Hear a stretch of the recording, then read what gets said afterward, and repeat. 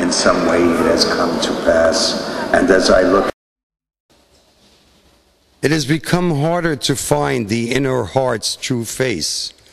To feign real grace is not possible.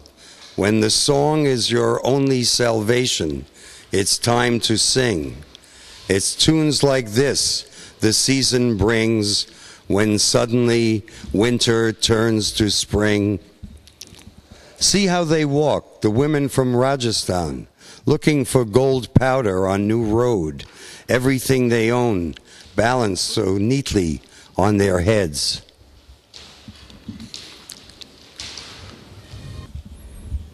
This is called Himalayan Reflections. Actually, it's a small suite of poems, and I'm going to read them all together. They were written in Kathmandu. Speaking the language, we did what we felt and touched the lips of the oracle after the sacrificial blood was washed away by rain.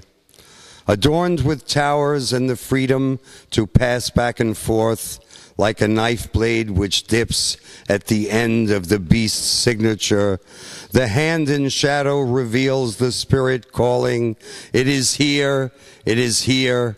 O master of the untaken path and the unbroken stick, shriveling the water's reflection, we are summoned by the void. The equivocal existence of shaved skin appears in a curtained mirror, and the angle of the pharaoh's erection contains the secret of the pyramid. What is it but the mystery of the leaf which no one looks at, singing a song to itself? We see the earthworm moving across the sand. They call it writing a letter to mankind. A moth caresses my cheek. Perhaps it is you, or the old piece of string, which also sings a song. It was on the day of the crow. The skeletons danced in ecstasy, throwing off the last bits of flesh clinging to the bones. The day of union turning to the day of the dog. Long live the crow. Let it fly ungarlanded. The high priestess has returned, pending the day's brutalities. The writing appears in the swinging jewel. Breaking open the mountain, it lies before us. The untasted metal, the glittering prow. She tells the jewel what to do and connects the hanging dial to the utter experience. You listen then to the astral voice which speaks within you, so cold in the inhuman space, and try to pin down clouds with pencils. Can you? Here is the wolf. Follow him. He will show you the way. Hear the wind play the flute. See the wind playing on the silver pages of your notebook. Far from day, from night, out of time, out of sight, in between. That is where we are today. The children's orchestra come trooping over the high hill, under the hanging trees with black pods rattling. Kiss my brain then, if that will please you. Both sun and moon in the sky at once proclaim the mystery of my hand, stretching to candle your thighs in the tip of night, flying with the blood which bows in the wind, and our shadows looming conquer the rice fields at the approach of dusk. The day the master lost his artificial limb, you cut your foot. Black rose, bloody kata, what a pleasure to be hunted in the galaxies for nothing. What a pleasure to be discarded by the galaxies for nothing. What a pleasure to let the fire burn down by itself. Death concealed himself in a curl and watched the galaxies spring from the cheap zircon on his finger. The commercial aspects of death have little to do with the price of knuckle bones in Kathmandu. We do our own gilding. And on this afternoon, sunlight falling on green grass, this day between the days of pearls melted with fire, and the dragging image growing thorns. I invoke webbed thoughts, extra-fingered hands reaching for your fan of black feathers spread in the darkness of rich blood pounding at the temple door. In return, oh, grant me the silence of your extra finger gliding over waiting lips. The poem again is yours.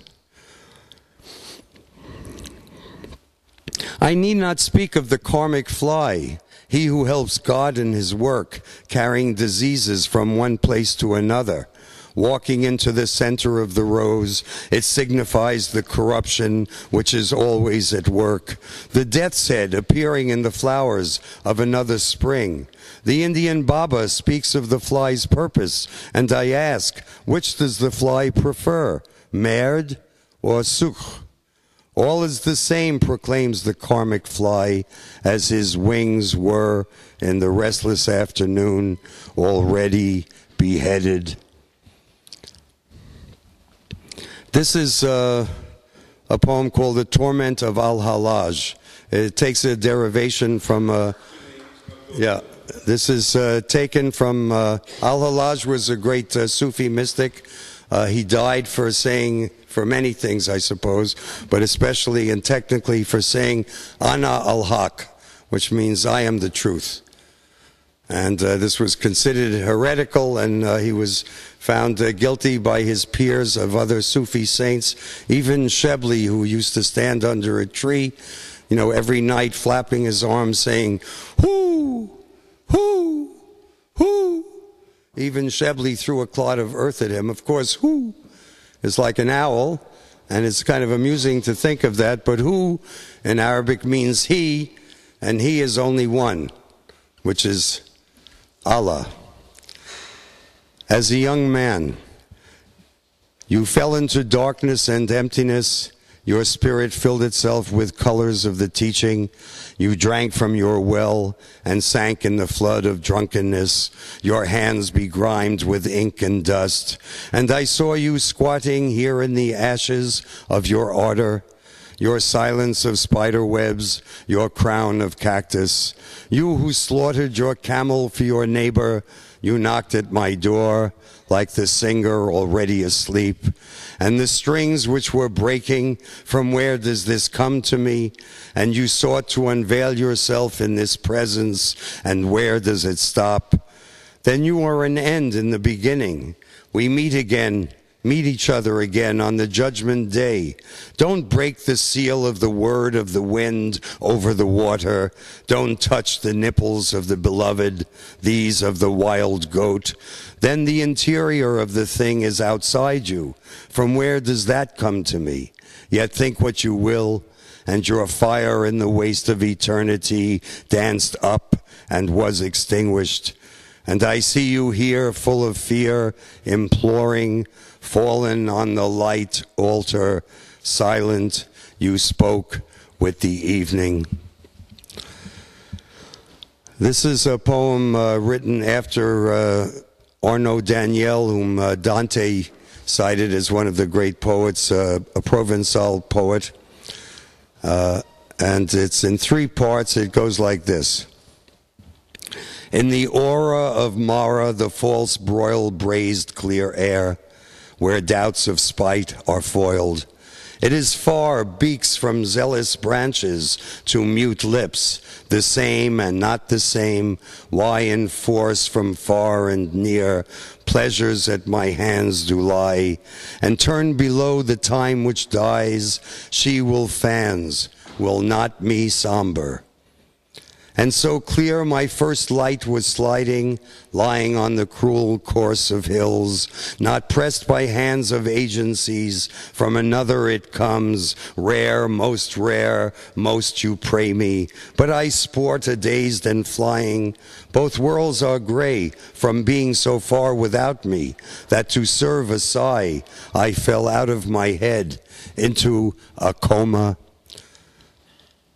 As if by merely falling, one could betray the calling, hiding from the heart what it knows from lip ease, or by going higher, to reach the very source of fire. Walking, talking, stalking, going beyond what we aspire. It is a kind of spiritual striptease. So make with courtesy what the heart remits. All seers lie with lordship, but not poor poets who another wait. Nor is it strong, this so-called soma. Song to nothing. And surely we will die without memory, coming to cold in the shadow of space. And if it isn't too late for the star to love you, spraying the sky with whispers attuned to galaxies hungry for flame. And if the tongue of night sings of albino winos till the morning light shafts the doorway, then surely we will die tonight, faceless at the white gate, sharing the smoke with ancient shapes in future garb.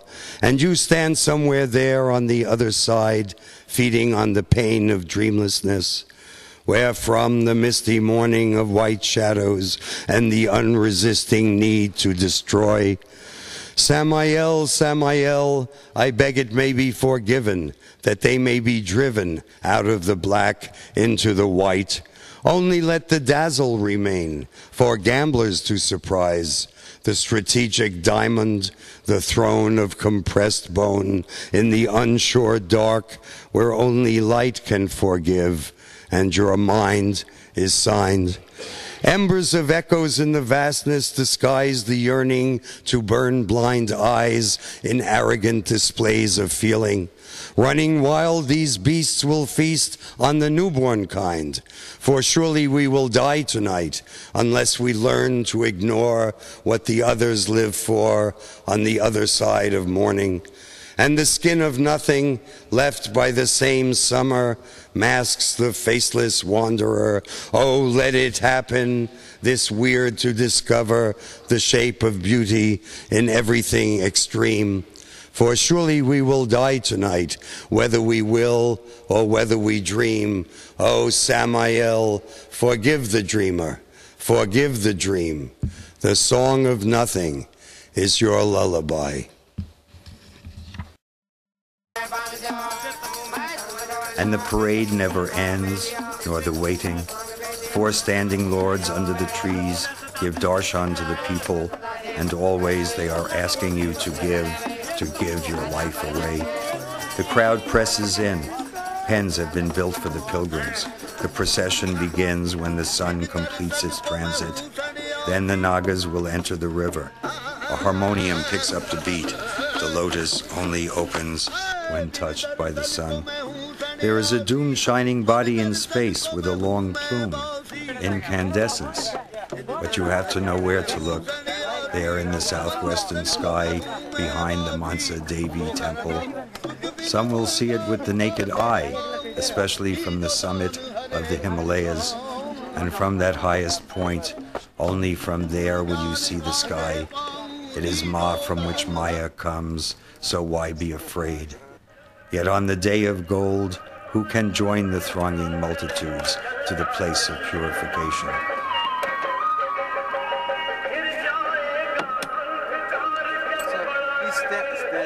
Standing 28 years. 28 वर्ष कितना साल 28 साल 10 10 10 हाँ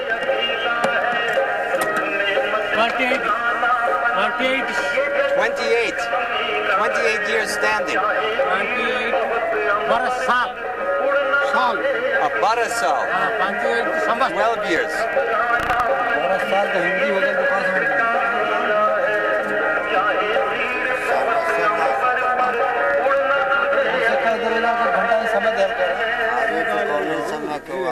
and this Tulsi big one Tulsi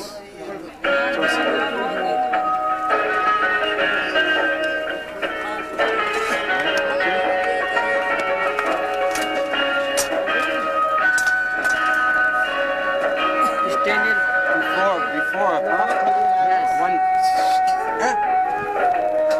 snake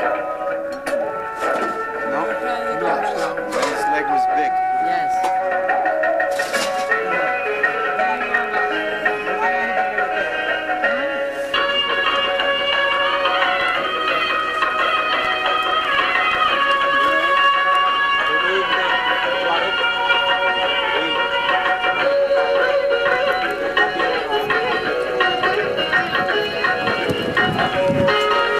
Chillum?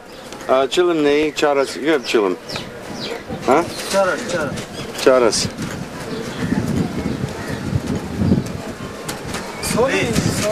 Huh? Huh? Oh, you have charas. Okay, good. This your solid. Please come.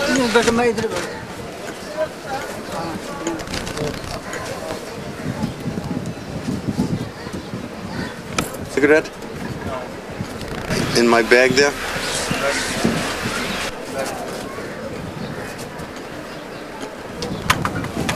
Oh, he has one here. Yes. Okay. Photo लेने का लपक की बस के ला आपको नहीं आता नीचे रखो नीचे आप बैठो नीचे दबा के रखना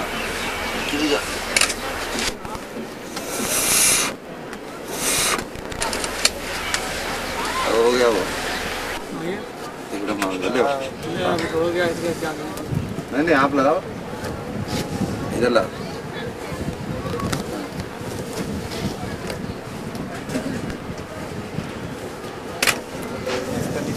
लग गया वो इसलिए इसको पतली को Merlin Baba takes a matchstick between thumb and forefinger as if it were the measure of a journey yet to be made. Plodding along on thin, shapely legs, doe-eyed and Van Dyked, Cuckoo Baba strolls along the banks of the Ganga in a clean chemise, freshly powdered with ash from the sacred fire, carrying the small jola or sadhu bag with the hidden pockets. Pieces of pink scrim with silver tassels swinging gently from the shoulder strap, calling out, "Cuckoo! Cuckoo! Charas! Charas!"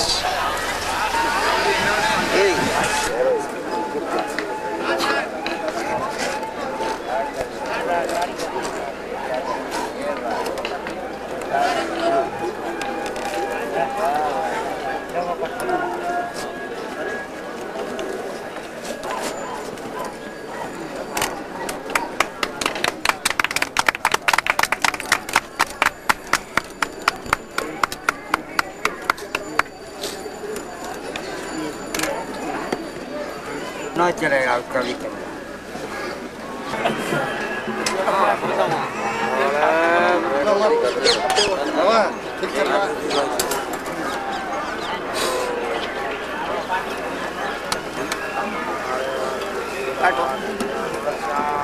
हाँ बैठ के दम लगाओ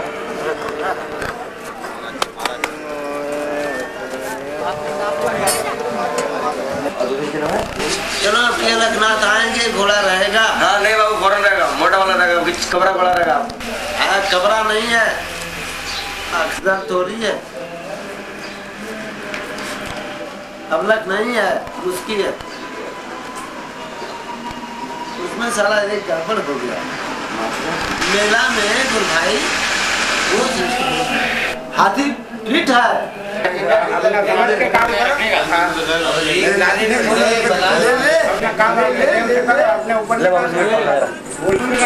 मजा आ रहा है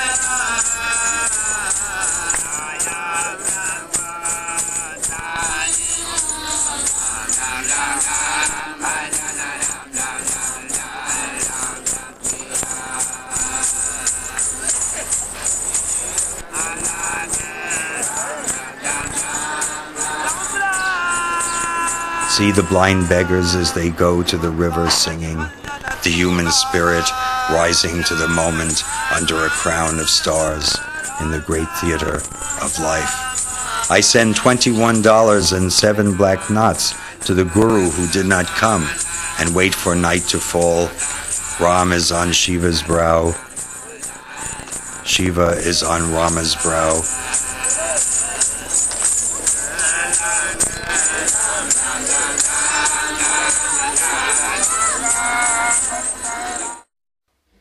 But it has to start like this. It has to start in a moment of truth, long before the final hour, saying there's no proof, regretting that we don't have the power.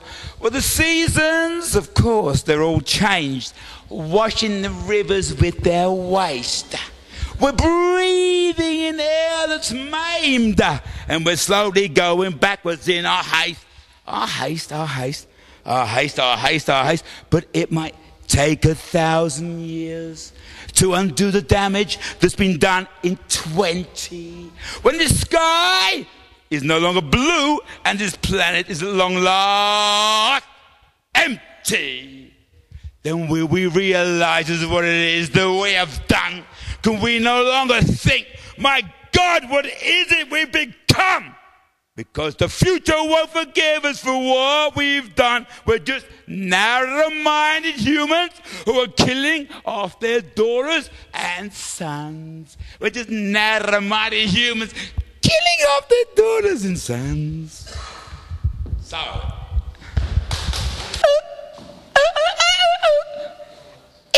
in a moment of truth, long before the final hour, saying there's no proof, regretting that we don't have the power.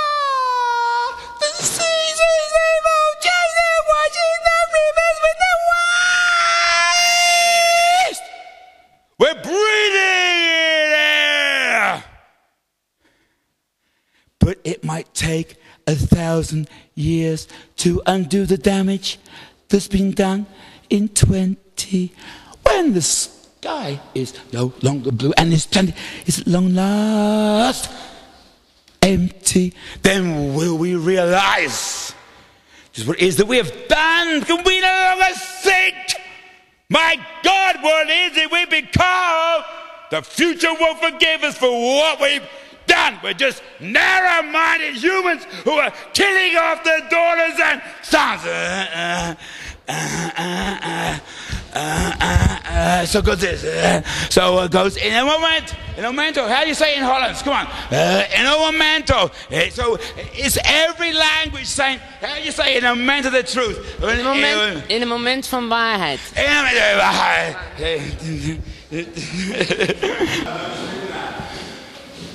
To all the Indian clerks, you fill in forms that fill your desk, forms that fill archives, forms that fill your lives. Under your hands, paper grows, gets the shape of human shadows, reduce the brass to spots of ink, and flattens hope to facts. Day after day, wave after wave, generations of piles piled up, a sea with unbroken mirror, hideous fishes of sorrow, prawns of tears. Even when you sleep, they fill your dreams in a never-ending mumbling of letters and numbers, and suddenly awake, you know, you are God's broken finger.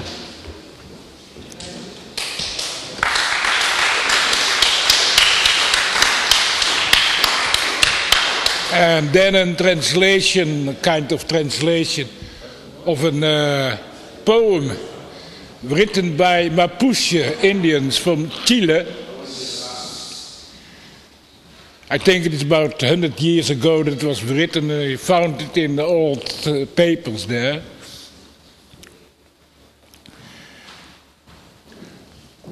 Old I am.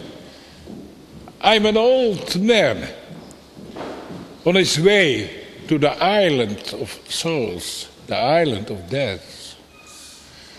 I'm very happy to spend some time at you, to be happy with your hospitality.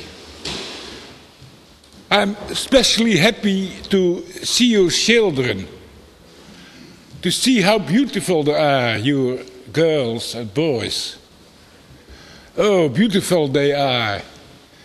They are so beautiful, like the flowers in the gardens of the Huincas, the white people. I thank you. Ira represents a kind of poetry that we are sadly missing in Holland. We don't have the courage to be metaphysical here. Even our only great philosopher, Spinoza, we had to import. And you see even the guy who is making a television program of us and who seems to be the only one in the media to have an interest for this is Luc Sala, like another Spinoza. And thanks to Ira Cohen, we are able to stand here in the synagogue. I mean, the Dutch are really not so hip, actually. Well, I don't believe in Jews, I believe in people, I said. But this is remarkable that we have Spinoza, Luc Sala and Ira here. And that's what brings us here. I want to read a small poem by Coleridge. Coleridge is one of our great voorgangers, I would say. He was a... what is it? Dominees? No, not Domine. No. Pathfinders. Okay. Psychonauts. He wrote, "What if you slept? What if you slept? And what if in your sleep you dreamed? And what if in your dream you went to heaven and there plucked a strange and beautiful flower? And what if when you awake you had the flower in your hand? What then?" This is what Coleridge wrote. I want to read also a poem by Shelley, which I somehow also relate to Ira's spirit. "I cannot give what men call love, but wilt thou accept not the worship the heart lifts above, and the heavens reject not? The desire of the moth for the star, of the night for the morrow, the devotion to something afar from the sphere of our sorrow." And then I would like to read a few of the psychedelic rantings of Ganesh Baba.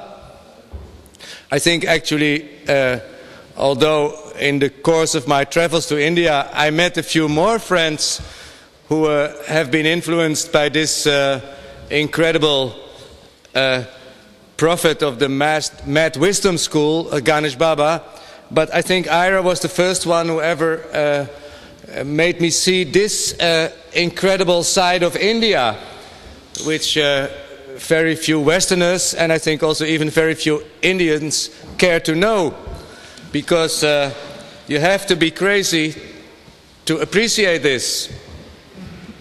The psychedelic rantings of Ganesh Baba. It's just a bloemlezingje. "Beware of the non-psychedelic." That was one of them. "We are in the post-lunatic." Second one. "Anyone who does not do his duty to the mothers will be fucked by the tantric forces." "Real saints are mad. In fact, there are no saints but sinners. Real saints won't be declared." So this actually means that all the people who call themselves gurus are not real saints. "In Tantra, if one is a meat eater, we give him so much meat, he will beg for dal and chapati." "Reversal of reality is Maya's job. The reversal of that reversal is the guru's job. Buck up or fuck up. Just as strong women want strong men, wicked witches desire great wizards." Wow, Mickey, I never knew you were wicked. "Our natural state is eternity. Without fucking, we are fucked up." Oh, this one I like very much, especially when I talk with friends who have problems in their relationships. "For the true psychedelic, the nuptial bed becomes the surgical table. Voor de echte psychedelicus wordt het bruidsbed de operatietafel. Ja. Materialism is morbidity. The soul is the only censor. Real yogis sleep by day and fuck the night. Let one mystery remain. A non-psychedelic can never enlighten a psychedelic. If you have to pay 5 rupees to see Rajneesh, then you have to pay 5 rupees to see my doo-doo. And what is your doo-doo? What's a doo-doo? I don't know, but yeah. It's probably something that you don't generally see. The first lesson from India you can learn. We will all die. I have died 4 or 5 times and I am still alive and kicking. And then to end this small poetry session in this synagogue, which somehow seems to be made for divine words to resound, because it's very hard to really grasp what people are saying unless they put this special priest's voice. But this one, you did it. Aha. Well, this one is a prayer, and I like it very, very much. And I think in this modern age, this is about the only prayer you can talk about to atheists. And of course, thanks God, I'm an atheist as well. This prayer, suggested prayer by Ganesh Baba. Dear God, if there is a God, please help me, if you can help me. Bedankt. And may I remind you, it's a full moon. It's 99 days from the millennium. And wisdom is not knowing, but feeling the truth. Okay. Here's a little poem I wrote when I came back to New York after being in India and Nepal for many years. It's called Beaver Street. There's an irony in that title. There is a street in New York called Beaver Street, but that is sort of suggestive of something else in English. Now that I'm back in New York after 7 years, should I write a poem about Dr. Savannah and the last Bogart cancer rattle? Should I read it with more vibrato now that the past is dissolving into the lap of the future and New York is really sinking like Atlantis, like Babylon? Where Alexander's token Brahmin died to show the great how it feels inside, how it feels to return before the eclipse, to be lectured by catamites on the nature of pride, to know the lot of Lot and the salt she lied. When I read my poem in front of Washington statue in Federal Plaza, just up from Beaver Street, it was no longer snowing in the vacant night, though the pilings down at the ferry's dock were capped with crystals. You know the color. It was dirty white. And New York City, once I knew you had a heart, now like an old whore over the hill, you need to pick pockets to pay your bills. But when the lights are turned off for good, and when there's nothing left to burn, not even wood, remember that I came to say that fathead materialism never did pay.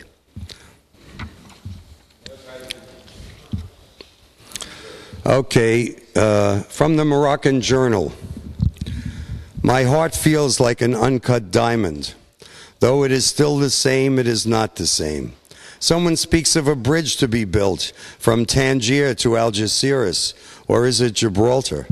Yes, and then a highway to the stars, or more likely an elevator to the underworld, says Yellow Turban to White Jalaba as the exhaust fumes from the bus engulf them, leaving behind not even a single shadow. Is that Mel Clay in a white jacket turning the corner? No, it is a figment of my imagination, escaped from the asylum. Is that Ian Somerville walking backwards up the street as if pulled by a giant magnet? No, that is William Burroughs making electricity from dead cats. Is that Tatiana glistening on Maxiton? No, that is the sun dancing in the sugar bowl. Is that Mark Schleifer wavering on the cliff edge? No, it is a promontory in the wind of time about to fall into the sea. Is that Beethoven's Ninth Symphony being played up the street? No, it is the sound of the bread wagons rumbling over cobblestones. Is that George Andrews with two girls in hand looking for bread? No, it is an unidentified flying object about to land. Is that one-eyed Mose hanging by his heels? No, that is the hanged man inventing the tarot. Are the dead really so fascinated by lovemaking? Yes, that is how they travel. Is that Irving in short pants looking for trouble? No, that's me, unable to stop thinking. Is that Kenneth Halliwell looking for Joe Orton? Is that Jane Bowles looking for Sharifa? Rosalind looking for her baby? Alfred searching for his lost hair? Is that the wig of it all, the patched robe of my brain, the wind talking to itself? Brian is dead and Jacoby is dead, and I am a not unhappy ghost, remembering everything. The warp and woof of memories, her yellow slip, her shaved cunt, her idiot child. Dream Shuttle makes me exist everywhere at once. The blind beggars led by children keep coming. They all have many houses in the Casbah, chant the unbelievers, sucking on sugar. Words keep coming back like bezezel for tits, Lichin for oranges, like Mina, like Fatima, like Driss Barada dropping his trousers for an injection in the middle of his shop. The trunk is full of old sepia postcards, bare-breasted girls smoking hookahs, etc.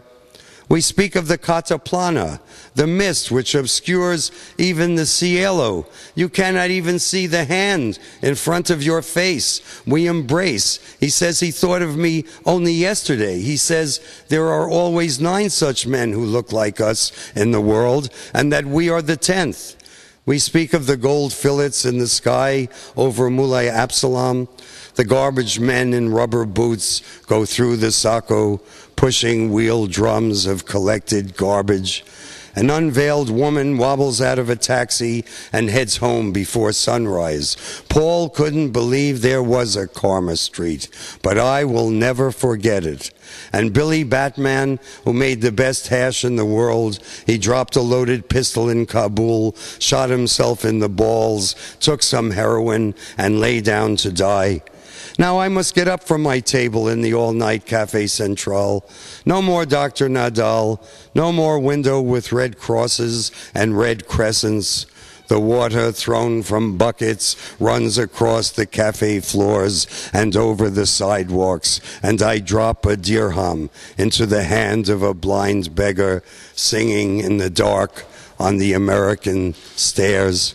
From Aeneas Nin's A Spy in the House of Love. The women wear fireflies in their hair, but the fireflies stop shining when they go to sleep. So now and then the women had to rub the fireflies to keep them awake. Letter to Caliban. This is my history. New York City, 1999. There are blind spots everywhere. Someone stands on a stage begging for help. What is it eating my vitals and the vitals of my friends? Selling death is the business of the capitalist state. No longer loves cannot rise above the subway. Looking through the bicycle wheel, one remembers a pyramid. The prophets push up the sewer covers and enter the streets by night. We are crowded into small rooms which cannot contain us. A young mother dreams of wrecking crews, yet the children find the sun, the leaf, the bird, make the tongue rare to fill the space with meaning. In the text, we presuppose keys, hope to find wetness. Once people slept in gardens. Now, not even photography can get you out of prison. Japan. For Yamaguchi Kenjiro, even the king of the Ginza must sometimes sleep. Without light and shadow, there is no reality. I would invite you to stay with me, but my room is so narrow, she said. Her dream is to sing Rambo's Drunken Boat in Japanese. Harinobu faces like peeled almonds, hands held in place, ready for flight. Polka dots on everything. Design is divine. I look in the mirror and see your face, Japanese clipper on the Karma run. The rose of my skull opens in the revolving sushi bar of bearded dreams.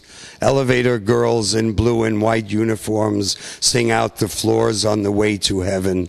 Black veils and yellow thighs striped with live garters hanging loose in the Tokyo night of surgical masks and sour soybean paste. Young girls without underpants walk on mirrored floors while businessmen consummate big deals at drunken tables. Pickled grasshoppers have a lovely bouquet. A dog licks my memory away. The golden belt encircles the town, and the mere thought of an uneaten peach makes me come in my pants. Even the king of the Ginza must sometimes sleep.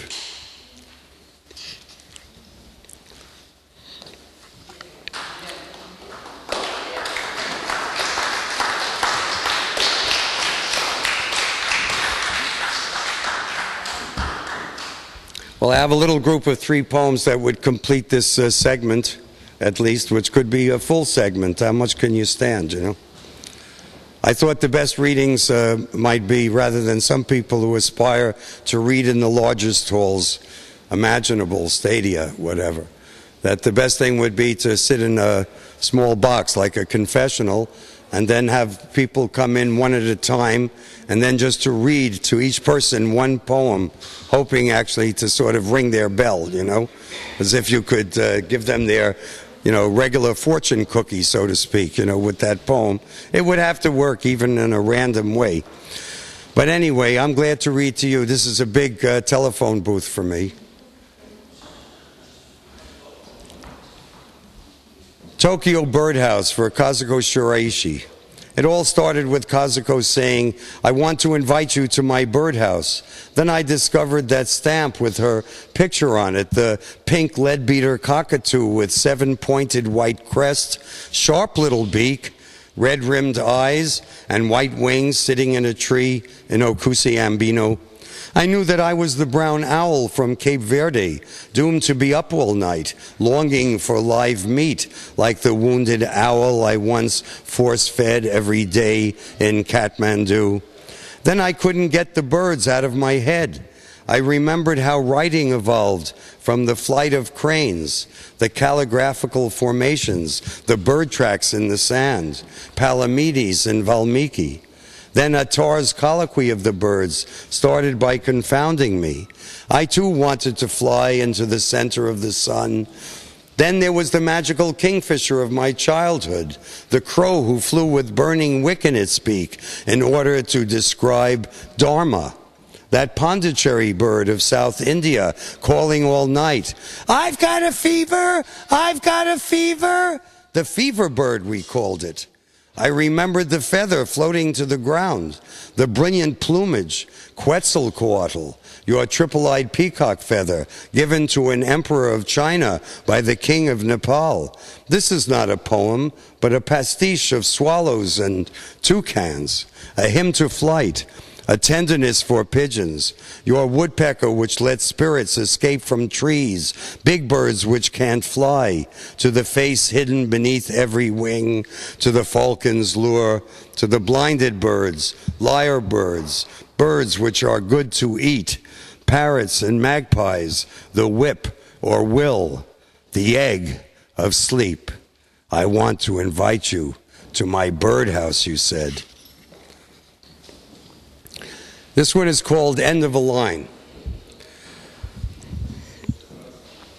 Must I read the Science Times to know that the monarch's migration is a fragile journey?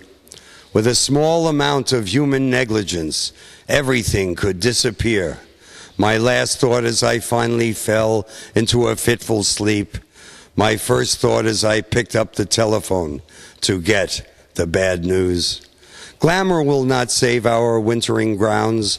Better to stay a caterpillar and munch leaves than to risk all for the dazzling moment of flight and the priceless illusion of freedom. Hardly. A butterfly's brain is only the size of a pinhead, yet it knows how to get to Mexico, hitching rides on winds and spiraling columns of warm air. But the end of monarchs as we know them is here. I am learning to stay quietly in this apartment with my mother, waiting for Lakshmi. We are dead souls on a cyclical journey. Future tourists will come to marvel at our poems, festooning the gables of a broken civilization. Motels will be named after us, and children will parade in monarch costumes when the season of our return is remembered. Goodbye, elephant. Goodbye, whale. Hello, AIDS virus. Smaller is perhaps stronger. After all, my dreams were bigger than any whale, and sometimes I dove even deeper.